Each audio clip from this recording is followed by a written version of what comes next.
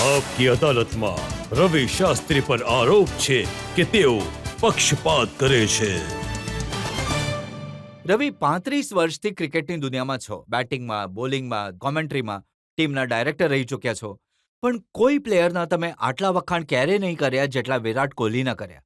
હવે જુઓ, તમે કહો છો લાજવાબ છે કોહલી, જુનૂન છે કોહલીમાં, બોડી લેંગ્વેજ કમાલની છે, વર્લ્ડ ક્લાસ ઇનિંગ્સ રમે છે, હંમેશા મોટો સ્કોર કરવા ઈચ્છે છે, ફાઇટર છે, એટલે કોહલી નહીં તો કંઈ નહીં. તમે જેટલી પણ વસ્તુઓ કહી ત્યાં આગળ રજતજી, મને કહો, હું એક પણ વસ્તુ પર ખોટો છું?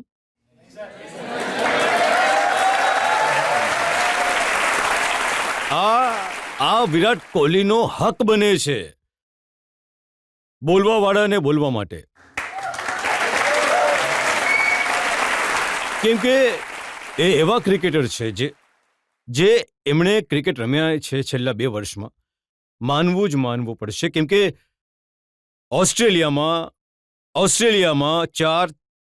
ચાર ટેસ્ટમાં 4 સેન્ચુરી બનાવવી કોઈ સામાન્ય વાત નથી. આઈપીએલ પરફોર્મન્સ જુઓ, વર્લ્ડ કપ T20 પરફોર્મન્સ જુઓ, વર્લ્ડ કપ 50-50 પરફોર્મન્સ જુઓ. આ વર્ષે જેવી રીતે એ ટેસ્ટ ક્રિકેટ રમી રહ્યા છે, વન ડે ક્રિકેટ રમી રહ્યા છે, જુઓ, શેર કન્સિસ્ટન્સી જુઓ.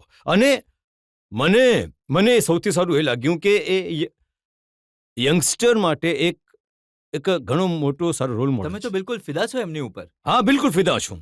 તમે પણ ફિદા છો ને? હું પણ ફિદા છું, બિલકુલ ફિદા છું. હવે આવો ક્રિકેટર મળશે જે આપણા દેશનો છે.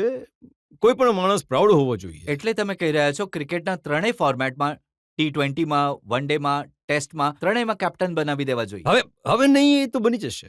એ તો MS ધોનીએ પણ કહ્યું છે કે ટાઈમ આવશે જ્યારે વિરાટે ત્રણેય ફોર્મેટમાં કરવું પડશે. એ તો કોઈ શક જ નથી. પણ એટ ધ મોમેન્ટ જે પણ એક્સપિરિયન્સ ધોનીનો છે એ વાપરવો જોઈએ આખી ટીમે. કેમ કે ના, જો મેં તમારું આ સ્ટેટમેન્ટ જોયું છે. હાજી, અને એક વાર નહીં, ઘણી વાર તમે આ કહી ચૂક્યા છો. હા. એ સમય આવી ગયો છે કે વિરાટ કોહલીને ત્રણેય ફોર્મેટમાં કેપ્ટન બનાવી દેવામાં આવે. તમે એ પણ કહ્યું કે જો હું સિલેક્ટર હોત તો કોહલીને ત્રણેય ફોર્મેટમાં કેપ્ટન હું બનાવી જરૂર વિચારતો તો એ વિશે. હું નથી કહેતો કે હું નથી કહી રહ્યો. શું બગાડ્યું છે તમારે? નહીં, ધોની બિલકુલ ધોની મારા મતે મારે શું જોવાનું છે કે 1 વર્ષ પછી, ચેમ્પિયન ટ્રોફી પછી કે એના પછી જોવા જઈએ કે કેવું ટીમ પરફોર્મ કરે છે, ધોનીની શું હંગર છે. હું એ ઈચ્છું છું કે ધોની પોતાની ક્રિકેટ એન્જોય કરે એઝ અ પ્લેયર. અને Virat Kohli as a captain ઘણું બધું શીખશે ધોની પાસેથી જ્યારે ધોની ટીમમાં છે, વન ડે ટીમમાં. તો આ જે ટ્રાન્ઝિશન જે છે થશે, હવે ઘણી સારું થશે. જો તમે સચિન તેંડુલકરને જોયો હશે, જ્યારે એ રમ્યા ધોનીની અંડર, રાહુલ દ્રવિડ રમ્યા ધોનીના અંડર, રાહુલ દ્રવિડ એમના કેપ્ટન પણ હતા, પછી એમની અંડર પણ રમ્યા. તો એમાં આ પીરિયડમાં ધોનીએ ઘણું શીખ્યું. તો મારા ખ્યાલમાં એવી જ રીતે વિરાટ કોહલી ઘણું શીખી શકે છે જો ધોની ટીમમાં હોય, એના અંડરમાં પણ રમે. હવે જણાવો, વિરાટ કોહલીને શીખવવા માટે એ કેપ્ટન્સી છોડી દે? નહીં, એ કહી રહ્યા છો ને? બિલકુલ નહીં. હા, જો કેપ્ટનશીપ વિશે શીખવું છે, ઘણું શીખી શકે છે મહેન્દ્રસિંહ ધોની પાસે, કારણ કે એ તો દાદા છે ભાઈ. આવા ક્રિકેટર ઓછા મળે છે. જુઓ, હમણાં ન્યુઝીલેન્ડની વિરુદ્ધ 80 રન બનાવ્યા, હવે ચોથા નંબર પર આવ્યા છે. મહેન્દ્રસિંહ ધોનીમાં તો ઘણું ક્રિકેટ બાકી છે. ઘણી ક્રિકેટ ફિટનેસ તો ઘણી સારી છે. પણ હું જે કહી રહ્યો છું કે 12 વર્ષથી 10 વર્ષથી પ્રેશર સહન કરી રહ્યા છે એઝ અ કેપ્ટન. હવે સમય આવી ગયો છે કે 1 વર્ષમાં, 1.5 વર્ષમાં કે એ જ રિસ્પોન્સિબિલિટી બીજા કોઈ પ્લેયરે લેવી જોઈએ અને ધોનીને એન્જોય કરવા દો પોતાની ક્રિકેટ. ચોક્કા છક્કા મારવા દો, જે નંબર પર બેટિંગ કરવી હોય કેપ્ટનને મોકલવા દો. ધોની જ્યારે ટેસ્ટ ક્રિકેટથી રિટાયર થયા, હા, જોયું, તો તમને પૂછીને તો નહોતા? બિલકુલ નહીં. તમારી સલાહ તો નહોતી? બિલકુલ નહીં. એ બધું આખો ડ્રેસિંગ રૂમ શોક થઈ ગયા, સરપ્રાઈઝ થઈ ગયા. કારણ કે એ આવ્યા અંદર, એ જતા રહ્યા પ્રેસ કોન્ફરન્સ માટે અને ફરી આવ્યા અંદર અને પછી કહ્યું, યાર મને તમારી સાથે 10 મિનિટ વાત કરવી છે. કોઈને કોઈ આઈડિયા નહીં હતો કે એ જે બોલવાના છે. અને એમણે કહ્યું, જુઓ ભાઈ, ટાઈમ આવી ગયો છે, સમય આવી ગયો છે, હું ત્રણેય ફોર્મેટ નથી રમી શકતો અને મારે ટેસ્ટ ક્રિકેટથી રિટાયરમેન્ટ લેવું છે. આ શોક એટલે મને છોડો આખી ટીમમાં કોઈને ખબર નથી, કોઈ ટીમ મેનેજમેન્ટ નહીં, કોઈ એમના ક્લોઝ પ્લેયર્સને નહીં, ફ્રેન્ડ કોઈને નહીં, કોઈને પણ નહીં. એમણે આવીને ટોટલ બાય સરપ્રાઈઝ બધાને કહ્યું, બાય સેઇંગ ધેટ હું રિટાયર થઈ રહ્યો છું ટેસ્ટ ક્રિકેટથી, અને વન ડે ક્રિકેટમાં પણ એવું જ થશે, એવું જ થશે. જ્યારે એમને જવું હશે ખબર પણ નહીં પડશે કે નીકળી એ જ ગયા. તો હું કહું છું, એમને વન ડે ક્રિકેટ છોડવા માટે કે T20ની કેપ્ટન્સી છોડવા માટે તમારી સલાહની તો જરૂર નથી. નહીં, બિલકુલ નહીં. કોઈ સલાહની જરૂર નથી. એમને ખબર પડશે. એમને એ એવો માણસ છે કે કમ્પલસરી ત્યાં નહીં રહેશે. એ જો એને લાગશે કે સમય આવી ગયો છે કે મારે જવાનું છે અહીંથી, એ નીકળી જશે, આઈધર એઝ કેપ્ટન ઓર એઝ પ્લેયર. પણ તમને લાગે છે કેટલું હજી રમી શકશે આગલા વર્લ્ડ કપ સુધી ધોની? હવે જુઓ, ફિટનેસ જુઓ એમની, જે રીતે ભાગે છે, કાલે જે રીતે રનઆઉટ કર્યો વિકેટ કીપિંગમાં, જેવા સ્ટમ્પિંગ્સ કર્યા લાસ્ટ 1-2 મેચમાં, એના જેવા કીપર બેટ્સમેન કોઈ હરીફાય જ નથી કન્ટ્રીમાં. તો 3-4 વર્ષ તો આરામથી રમી શકે છે એમની ફિટનેસ પર. હું માત્ર આ વાત કહેવા ઈચ્છું છું કે એમની કેપ્ટન્સી 1-1.5 વર્ષ પછી પ્રેશર આટલું લેવું જોઈએ નહીં કે MS ધોનીએ, કે એ આપના મેનેજમેન્ટે વિચારવું જોઈએ. પણ જેટલા વિરાટ કોહલીના વખાણ કરો છો એટલા ધોનીના તમે નથી કરતા. વધારે કરી છે મેં ધોનીની. ધોની તો મારો ફેવરેટ ક્રિકેટર છે, કારણ કે એ જે રીતે રમ્યા 15 વર્ષથી, જ્યારે એ જે દિવસે ડિસાઇડ કર્યું બધા ફોર્મેટથી મને રિટાયરમેન્ટ લેવું છે, સંન્યાસ લેવો છે, એ આપણા one of the greatest cricketer માનવામાં આવશે, on the same level as Gavaskar, Kapil Dev, Tendulkar. Dhoni એ લેવલ પર રહેશે. ધોની જેને ફિલ્ડ પર કહેવાય છે કેપ્ટન કુલ છે, નારાજ નથી થતા, તો ડ્રેસિંગ રૂમમાં પણ એવા જ ઠંડા રહે છે? બિલકુલ. આ ઘણો સારો સવાલ પૂછ્યો, અને તમે લોકોએ પણ એ સમજમાં આવી જશે કે આજ સુધી મેં આવો કોઈ પ્લેયર નથી જોયો આજ સુધી જેને કોઈ ફરક નથી પડતો. ભલે લોકો કંઈ પણ બોલે, કે કોઈ પ્રેઝ આપે, કે 0 બનાવે, કે 100 બનાવે, કે ટીમ જીતી કે ટીમ હારી, એને કોઈ ફરક નથી પડતો. એમનો જે ડિમેનર છે, એમની જે પર્સનાલિટી છે, એમની બોડી લેંગ્વેજ જે છે, એ બિલકુલ કન્સિસ્ટન્ટ છે, સેમ.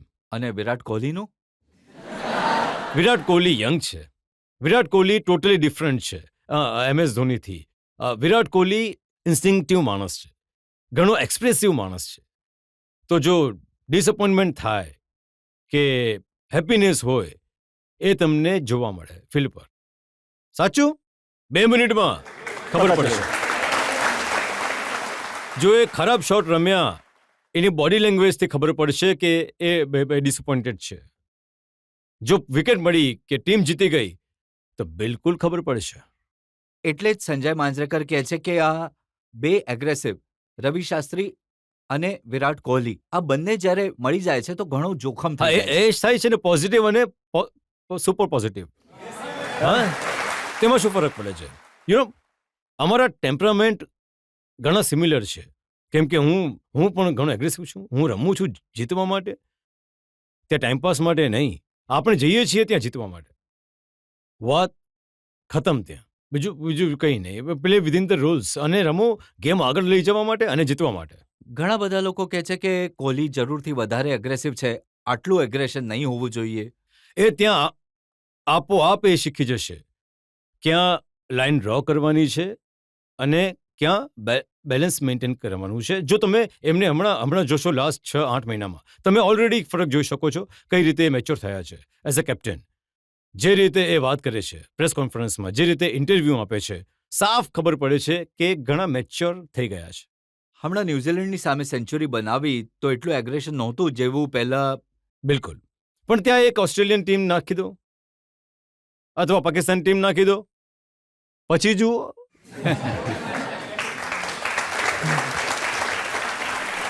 તો જ્યારે પાકિસ્તાન સાથે મેચ હોય તો આખી ટીમમાં આટલું એગ્રેશન ક્યાંથી આવી જાય છે? એ ઓટોમેટિક, કંઈ કહેવું નથી પડતું, એ સીધું આવી જાય છે.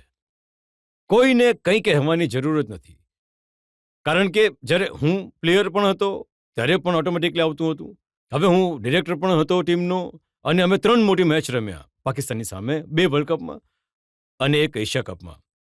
અને જેટલું ટેન્શન ઇન્ડિયા પાકિસ્તાન મેચમાં થાય છે, એના મુકાબલે કોઈ મેચમાં થતું નથી. તમે રવિ વિરાટ કોહલીને પણ સારી રીતે જાણો છો, MS ધોનીને પણ જાણો છો, બંને સાથે રમ્યા છો. તો આ બંનેમાં જે લડાઈ થાય છે, એનું કારણ શું છે? બિલકુલ લડાઈ નથી. ઇનફેક્ટ આ તો પ્રેસવાળા ઈચ્છતા હશે કે લડાઈ થઈ જાય, પણ બિલકુલ લડાઈ નથી થતી. એમની જે રિસ્પેક્ટ છે એકબીજા માટે એ ઘણી જબરદસ્ત છે. વિરાટ કોહલી માને છે મહેન્દ્રસિંહ ધોનીને, માને છે કે એ ઘણા મોટા પ્લેયર છે અને ઘણું શીખી ચૂક્યો છું એમની. અને MS ધોની પણ ખબર છે કે કેવી રીતે હેન્ડલ કરવાનું છે વિરાટ કોહલીને. એમને ખબર છે કે આ ડેડલી પ્લેયર છે, એમની પાસે કઈ રીતે મેક્સિમમ કઢાવવું એ પણ ખબર છે મહેન્દ્રસિંહ ધોનીને. તો આ જે કહે છે ને કે આ આલ્ફા મેલ્સ છે, એક જ ટ્રેડિશન, પણ જે રિસ્પેક્ટ છે એકબીજા માટે ઘણી જબરદસ્ત છે. અને આ સૌથી સારી, મારી ટેન્યુઅરમાં મને સૌથી સારી વસ્તુ લાગી તો આ જ છે કે પણ રિસ્પેક્ટ છે. પબ્લિકમાં આ ઇમ્પ્રેશન છે કે આ બંને વચ્ચે અંદર ઝઘડો રહે છે, અનબન રહે છે, બંને એકબીજાને કાંઈ નથી સમજતા. આ તો ઇન્ડિયન ટીમ ક્રિકેટમાં હંમેશા થશે. યાદ રાખજો, જ્યારે અમે પણ રમતા હતા, કપિલ દેવ બનવો જોઈએ કેપ્ટન, કોઈ કહેશે સુનિલ ગાવસ્કર બનવો જોઈએ, કોઈ કહેશે બેદીએ બનવું જોઈએ, કોઈ કહેશે બીજાએ બનવું જોઈએ. તો ઓલવેઝ કેપ્ટન્સીમાં એક બેની અગેન્સ્ટ કરતા રહેશે મીડિયાવાળા. પણ સૌથી ઇમ્પોર્ટન્ટ વાત છે પ્લેયર્સ કેવી રીતે વિચારે છે. અને એ હું કહેવા માંગુ છું કે સ્પષ્ટ કે જે રિસ્પેક્ટ છે બંનેની એકબીજા માટે ઘણી જબરદસ્ત છે. ના, રિસ્પેક્ટ છે, પણ ઝઘડો છે કે નહીં? બિલકુલ નહીં.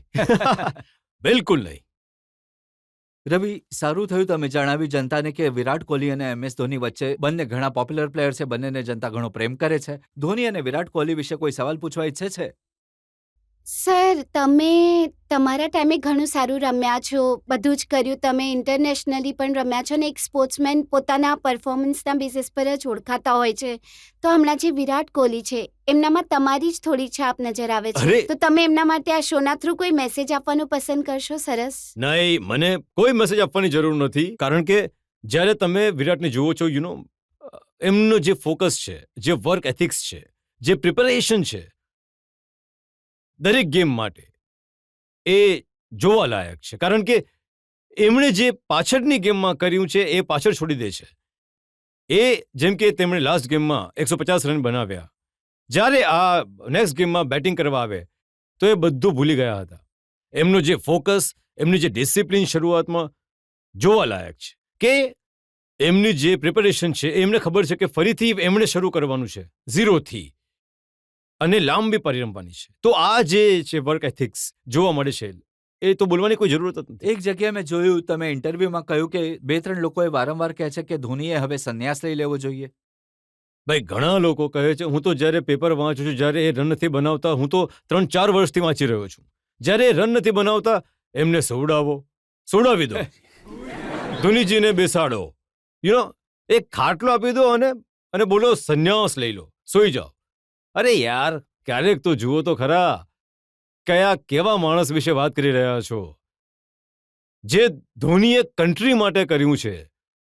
તમારે સવારે પોતાનો ચહેરો તો જોવો જોઈએ મિરરમાં. તમે એમનું કંઈક 160th પણ નથી કર્યું તમારી જીવનમાં.